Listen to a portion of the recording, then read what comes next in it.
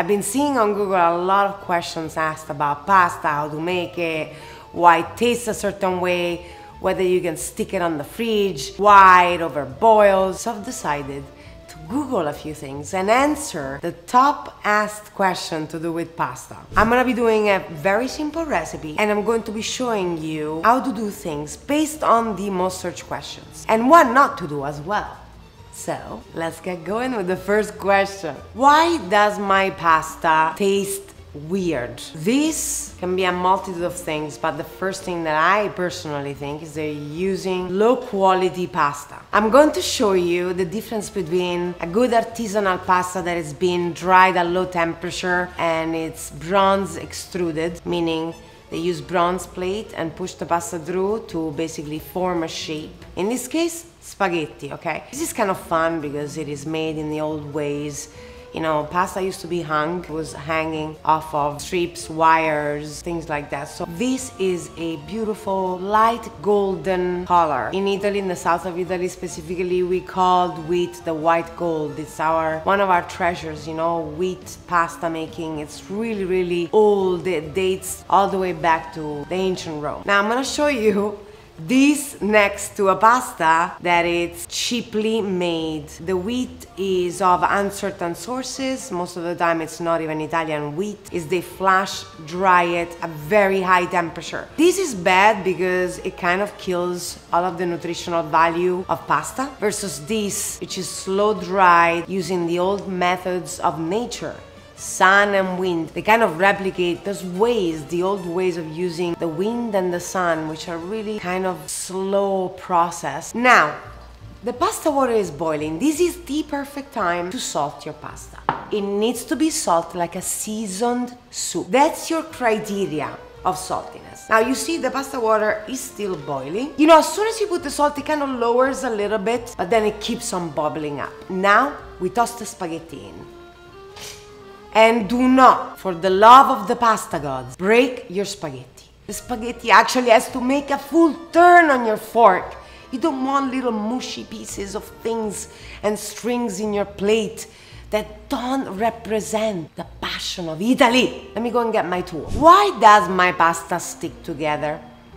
Well, let me give you an analogy. Pasta strands such as spaghetti are a bit like hair, right? Have you ever noticed that if you don't brush your hair and you keep on sleeping in one position and you don't move your hair, eventually you'll develop a giant mat? That's what happens with the spaghetti.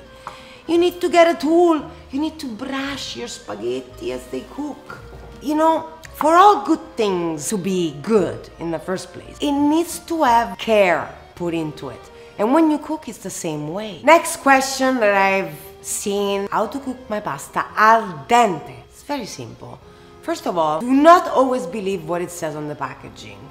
You have to actually taste your pasta. It is very important that the pasta is al dente. What does al dente mean? Al dente, literally translated, means to the tooth. Why?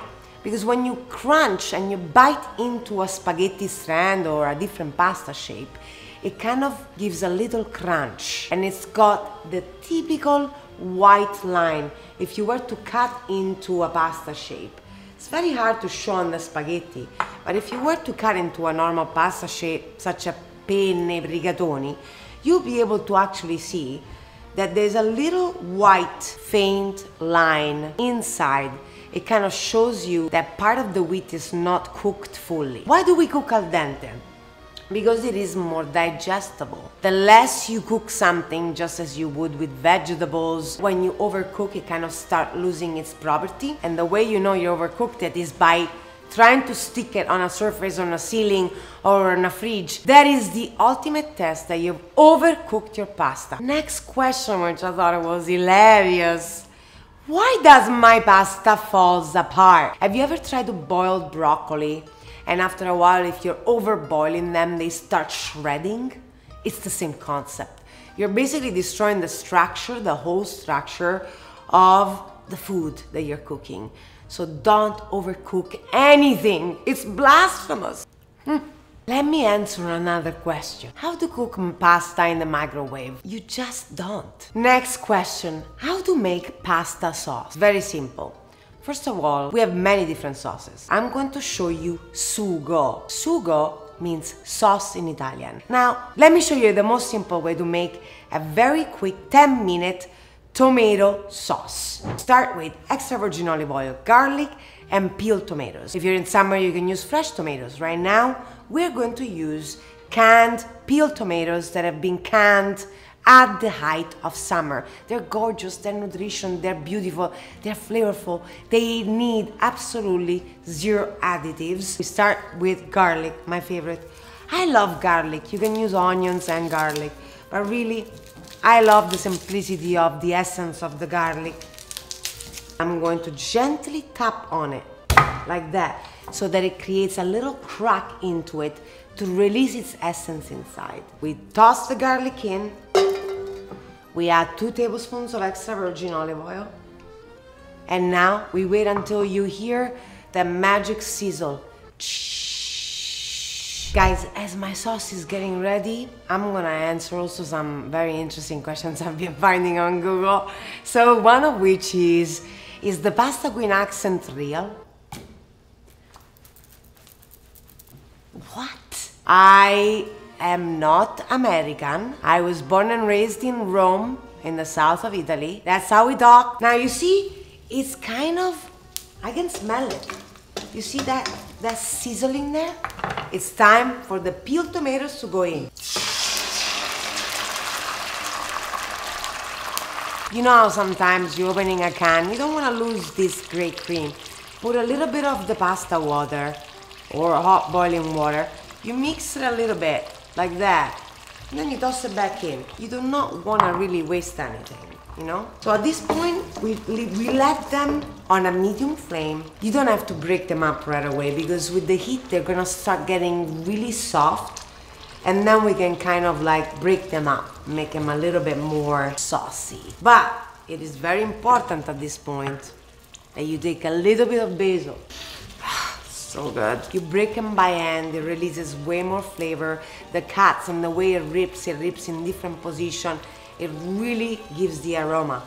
I love using unprocessed sea salt. It's so good, it's so whole. Get unrefined, unprocessed sea salt. It has all the minerals, it has everything that you need. Do not lower your flame at this point. One good trick that my nonna gave me is to keep the flame at medium. They need to bubble a little bit. You do not want to burn them, so do not go all the way to high heat, but medium until it bubbles a little bit. It kind of gets it all going, it gets it a little bit creamy, and within 10 minutes from start to end, you serve it because you still want the flavor of the tomatoes. Now that it's completely and utterly extra al dente, goes inside the tomato. So the spaghetti goes straight inside the pot. You mix it, you lower the flame, and this is the moment where you add a little bit of the tears of the gods, also known as the pasta water. That's gonna be the one that binds the sauce to the spaghetti. With this, your spaghetti cannot, and your sauce cannot come apart from the pasta. Right now, we're gonna plate it. I'm gonna show you the perfect pasta queen plating. And just to confirm with everybody, this is my full-time job. I'm the pasta queen everywhere. A little bit more sauce. I love like sticking a little bit more on top with that sauce. Now, let it rain. Let the basil rain and go where it wants to go. At the end of every great meal, at the end of every pasta al sugo, we gotta have a cheese that goes on top that is grated fresh. Freshly grated. Let it go. Like this. Oh, look at that. It's time to eat it. But first, one last question. What is pasta queen name? My name is Nadia. It's very nice to meet you. And now, I'm gonna enjoy my pasta. So excited.